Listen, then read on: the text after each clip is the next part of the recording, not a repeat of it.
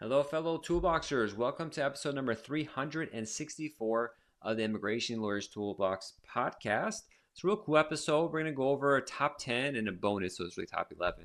But it's not fun writing top 11 in the heading. So it's top 10 AILA-DOS Liaison Committee meetings with the State Department. It's from October 10, 2024. I had this ready to do this episode like months ago, but I finally got around to doing it. As you know, AILA-DOS essentially was, I think, a quarterly meeting at least with the Department of State. Who knows if it's going to happen under the new administration, where they ask a lot of questions on there. Now, you can find the Q&A on AILA-Doc, but the Department of State also releases it on its website, so I'm not doing any violations here.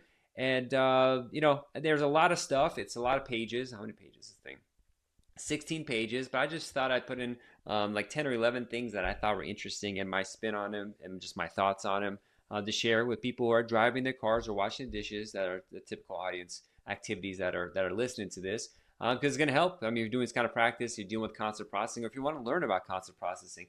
I was talking with a top employment-based attorney this morning who's done like hundreds of EB cases, but part of a big firm, paralegals, other staff do concept processing. As good as he was on I-140, doesn't know anything about concept processing, which I found more than half of immigration attorneys don't have concept processing experience. I was really surprised. It's one of the first things I learned. So I thought everyone knew it, but it just doesn't happen. So knowing is really important because concept processing, despite how deceptively easy it is, like all of immigration, has a million and one problems that could pop up, and it's very time consuming. So having heads up on it is really good. Concept processing is like a lot of different things. I'm sorry, I'm going on a tangent today, but I got to do some housekeeping first, get it started. The new new issue of the Immigration Lawyers Toolbox magazine is out, number 8. Check it out. Go to iltbox.com. Check out the latest issue on the magazine tab and check out old ones. I want to thank our sponsor, Mitratex AILA-Zoom, who sponsored both this podcast episode and the magazine. And their software is one of the best. As an immigration attorney, you ask yourself, am I spending too much time wrestling with paperwork and than actually helping people? Well, Mitratex AILA-Zoom isn't just another case management tool. It's the industry leader trusted by over 1,500 law firms and corporations worldwide. With fully customizable workflows, you can automate those soul-sucking and soul-crushing repetitive tasks and focus on what matters, your clients, and maybe taking a lunch break. And get this, they have the largest and most comprehensive immigration forms library available, over 1,300 forms and corresponding digital questionnaires, not to mention 18 plus e-filable forms and counting. E-filing is the new norm, you got to get that. The fiscal year 2026 H-1B cap will open on March 7th, run through March 24, 2025. Check out Mitratex AILA-Zoom H-1B registration module, which automates the process from A to Z. Mitratex Immigration CMS platform is secure, accessible from any device, and keeps you compliant no matter where you are. So whether you're in the office, at home, or I don't know, maybe presenting a case from a beach somewhere, you're covered.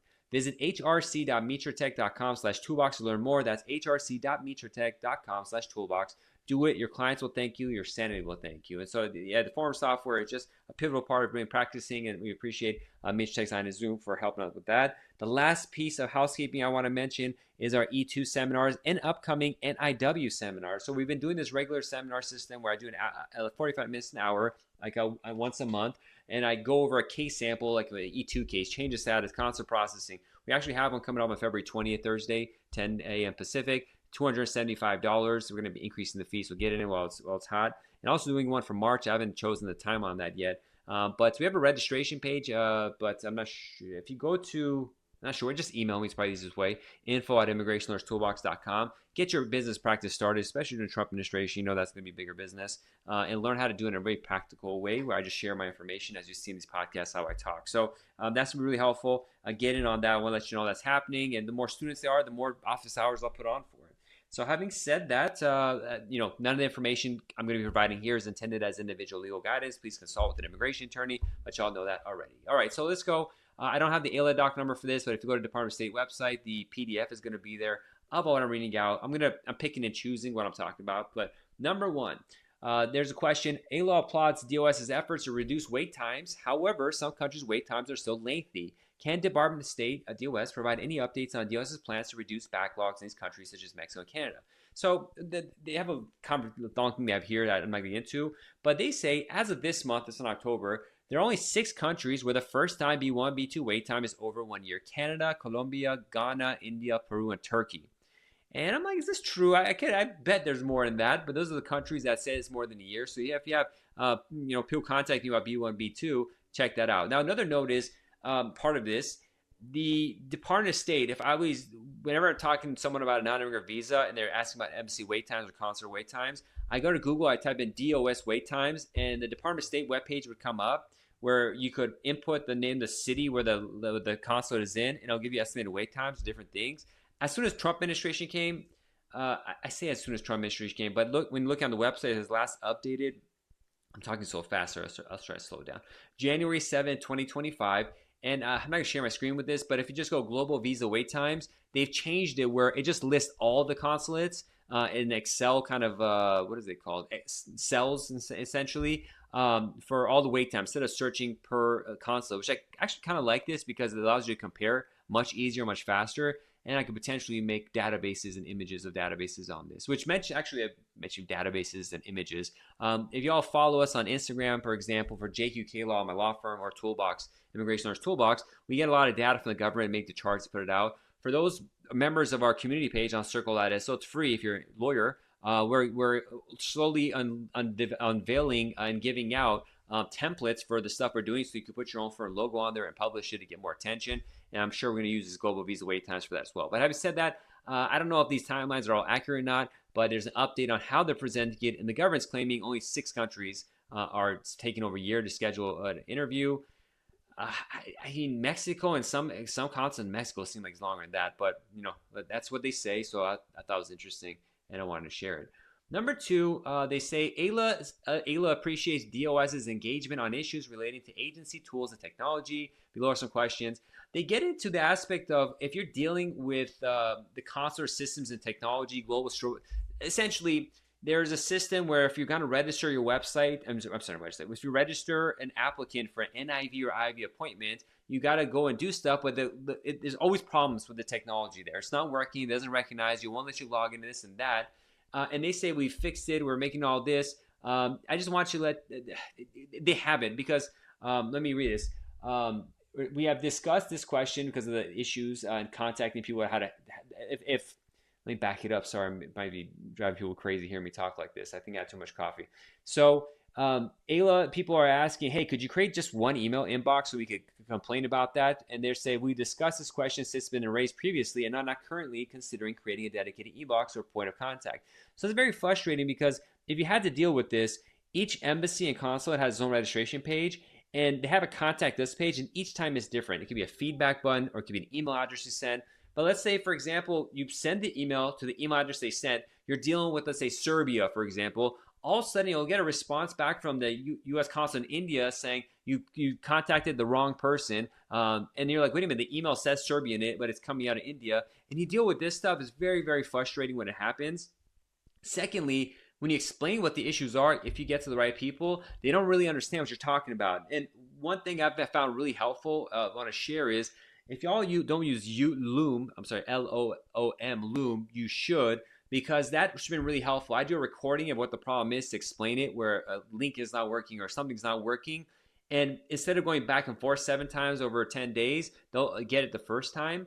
The next issue that comes up from that is when they do fix an error. Oh man, I'm gonna lose my voice yelling like this. If they fix an error on the website, they don't notify you. So you gotta keep logging in to see if it's ready or not. So it's really obnoxious, but they're not doing anything about it, so it's not changing. Okay, speaking of things not changing, the website errors for uploading stuff to the MVC is still problematic. Oh boy, the throat's killing it. I got too excited. All right, so number 3, e-visas.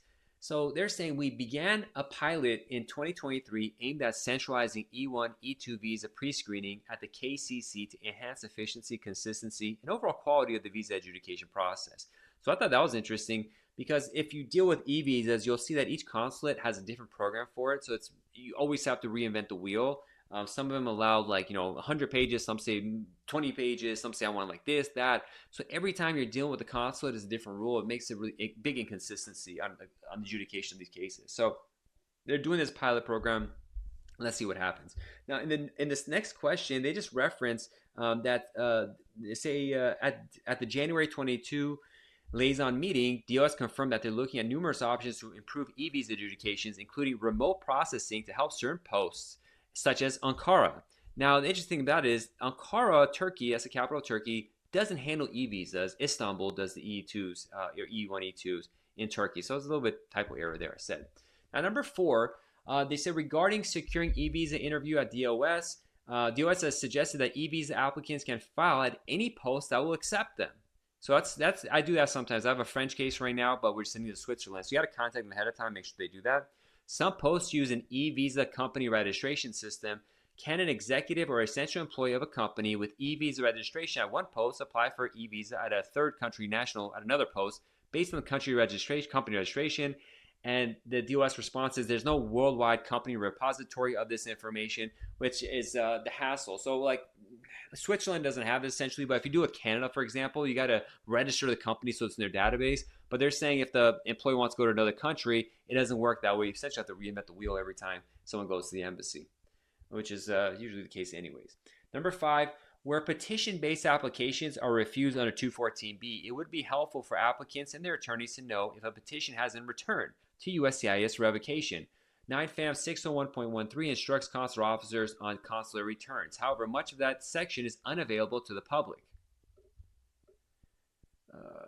Can DOS provide additional information concerning consular returns to avoid superfluous communications? Their response is, in petition-based non-immigrant applications that are refused 214B, the petitions are not always returned.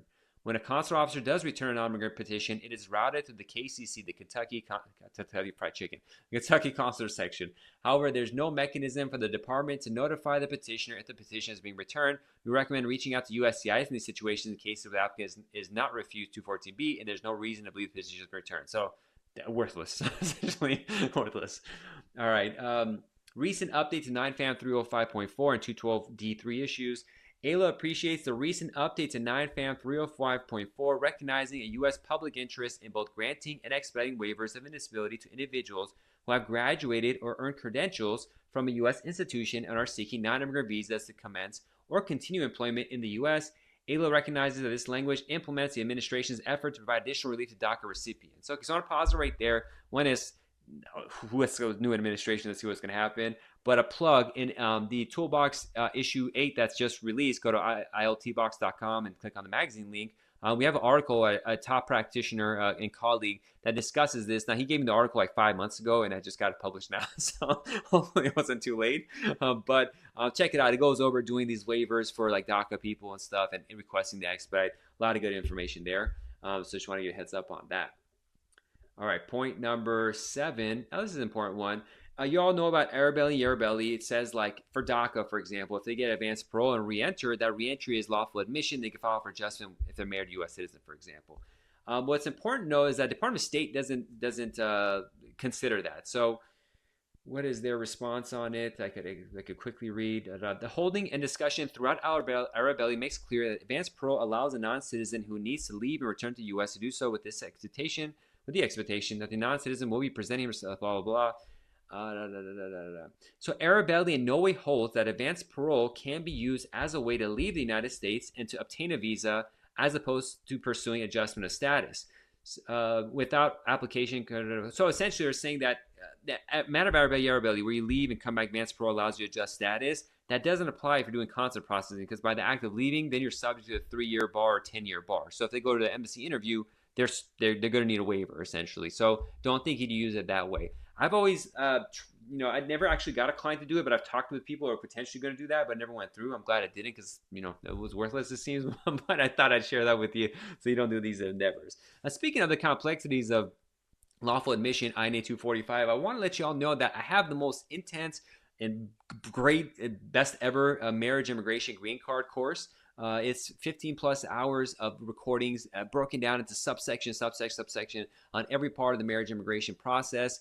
So you could do adjustment of status, consular processing, know what to ask for admissibility, what's going on with affidavit supports, and really base it on the statute and the regulations, the INA and the CFR, so you can really know the law instead of just copying someone else's cover letter, as well as what documents you use for petitions, how to handle a consultation, how the contract looks, and a lot more to get your business up and running, whether you're starting a new firm or you're trying to make your existing firm better or really more hardcore at the marriage immigration process, which is really family-based immigration. It's wide range than that. And the same consular processing stuff could go for employment-based cases, and admissibility is used for everybody. If you want to know more information about the Marriage Immigration Law course by the Immigration Lawyers Toolbox, email me at info@immigrationlawyerstoolbox.com. Now back to your regular, what is it called, programming.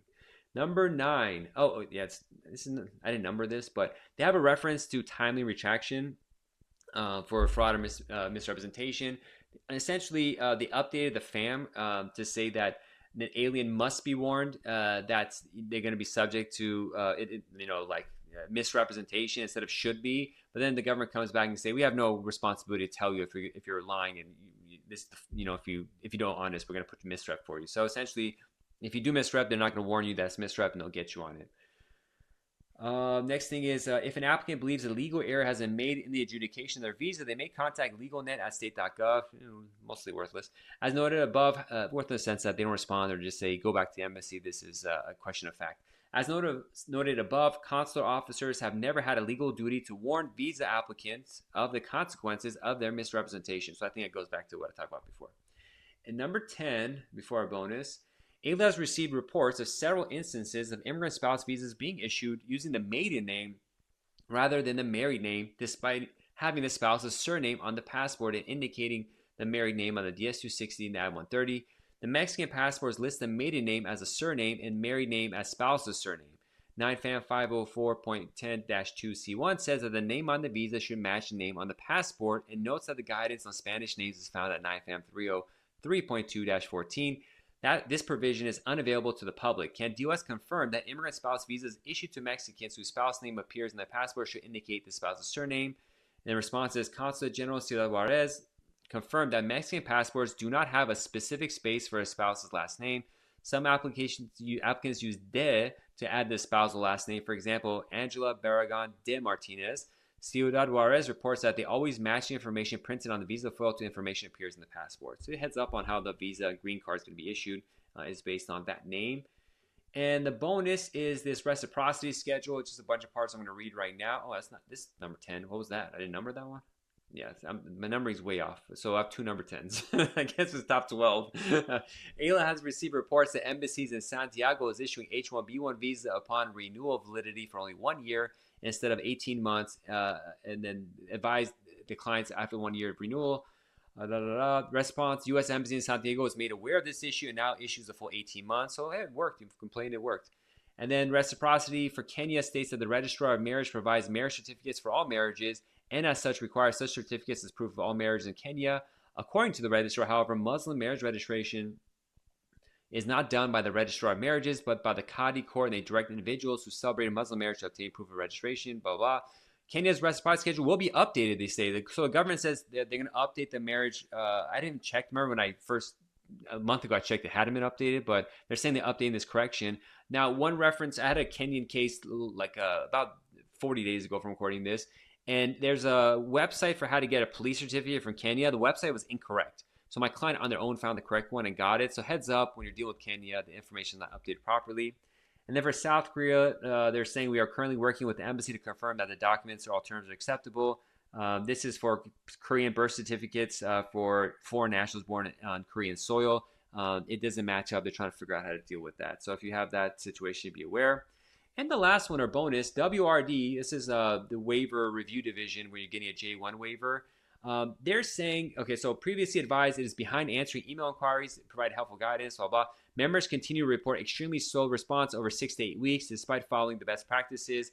Can WRD provide an update on its email handling and processing, provide any update guidance for members' email agency? They say the response time for email inquiries to 212E waiver at state.gov inbox has decreased significantly in the past several months. We are currently responding to emails within 3 to 4 weeks of receipt with the goal to reduce our average response times. Now, when this was published, I was communicating with them, and it was not 3 or 4 weeks of receipt. So this information was completely wrong. That's why I highlighted it. I haven't contacted the J1 waiver agency. I mean, I haven't had a case in a couple months, but at the time this was wrong. It was taking like 2 months easy to get a response, maybe 3 months. But it did get done eventually, so that was good. But that's that. I got to re-listen to this recording to see if I'm jumping up and down too much or I'm talking too fast. But I'm excited I got this done. It's November, December, January, 3 months or more that I've been sitting on this. And what happens is you study and prep for what you're going to do, and then you don't do the recording. Then you go prep for it again, the recording. And then the third time I prep for it. Then I'm like, I'll just wing it. Let's do it live. Have you seen that Bill O'Reilly where the recording keeps messing up? It's like, let's go do it live. We're going to do it live. And I did it live. So I hope you all enjoyed this. I've been reading off the stuff. So if you're watching the video recording, I'm looking up the distance constantly. But I'm Immigration Lawyer John Khosravi. Sign up for our E2 course. Email me at info@immigrationlawyerstoolbox.com. And if a lot of people are interested in a national interest waiver, EB2C, this is lawyers and they want to practice that area, email me. I'm going to redact a case or two and then go through it so you have an understanding of how these cases are submitted. Check out the new issue of the magazine, issue number 8. And if you're interested, if you want to, grow your practice, get SEO for your website, get your name and notoriety higher in our colleagues in the immigration space, and get more referrals from that, write an article. Just email me. If you know some nuanced aspect of immigration law that other people don't, and you feel comfortable enough writing a 2 or 3 page article about it to share that information guidance, we're going to take you to the next level. So I really appreciate everyone who's listening. I'm Immigration Lawyer John Khosravi. The email is info@immigrationlawyerstoolbox.com. Until next one, have a good one. Bye-bye.